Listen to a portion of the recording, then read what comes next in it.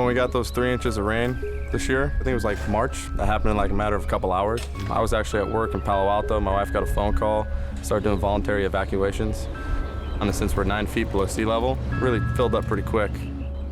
I had pumps running 24/7 for about 3 days to get the water out of the property.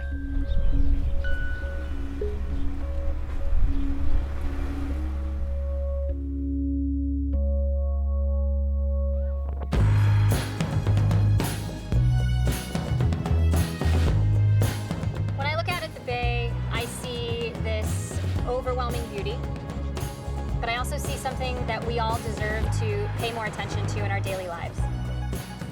A lot of the infrastructure along our shoreline is very old.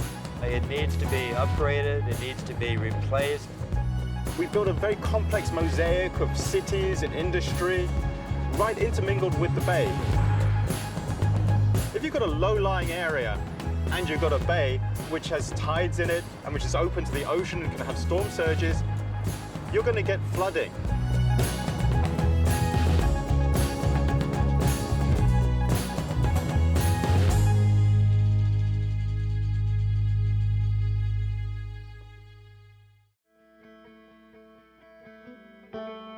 California is obviously in a drought right now, but historically, California has really been impacted by large flood events.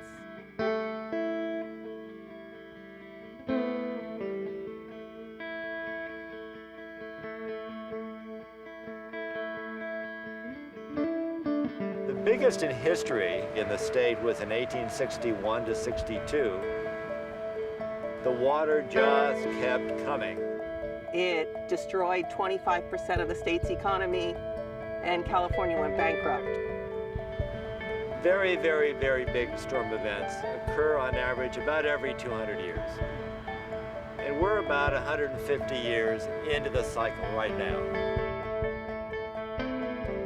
And as we move forward in time, coastal flooding is going to become more and more challenging due to sea level rise.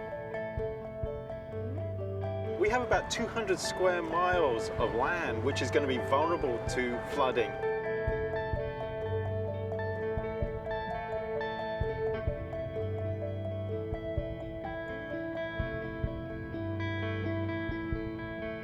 If you look behind me, you can see the approach to the Bay Bridge is very low-lying.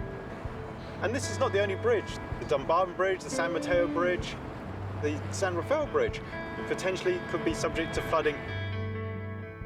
A lot of times when people look at the flood maps, they look and make sure that their house is dry. But what they're not thinking about is all the infrastructure around their house.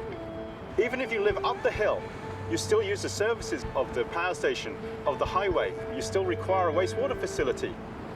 Our wastewater systems are built on the large, flat areas close to the bay. They won't be able to operate. So when we go to the bathroom and we live up the hill, we won't be able to flush the toilet. We estimated that a major storm in the Bay Area could cost as much as $10.4 billion. That would be from an event lasting about 3 days, so much smaller than the event in the 1860s. Most of that is damage to buildings, damage to the contents of those buildings, loss of electrical power, loss of access to air transport.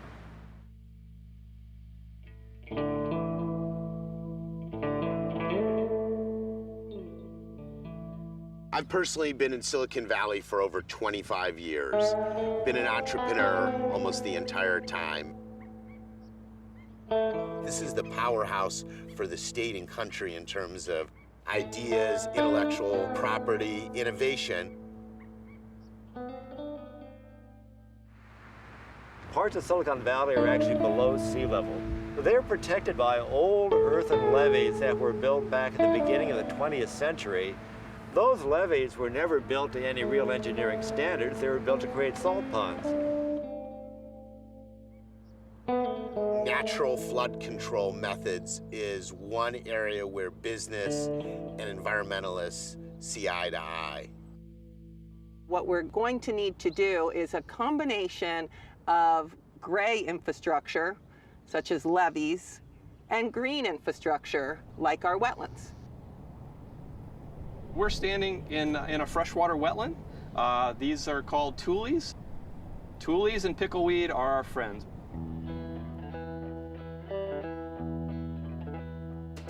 Originally in the bay, there were about 200,000 acres of tidal wetlands, and we've lost 85 to 90% of that. At this point in time, there are about 40,000 acres of tidal wetlands around San Francisco Bay. We have a goal to get back to 100,000 acres, and one of the main reasons to do that is for their flood protection benefits. So I'm standing at the edge of San Francisco Bay in the middle of a wetland at a very low tide. So at high tides, the water's going to be above my head, and in a storm surge, it's going to be even higher. When a storm surge comes through a wetland, it's packing a lot of energy, but these plants weaken the storm surge. This vegetation will actually damp down the energy, and so by the time the wave reaches the levee, it's less likely to overtop the levee and cause damage on the other side.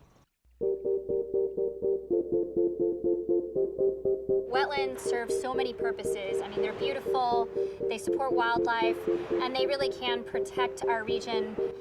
Wetlands are like natural filters.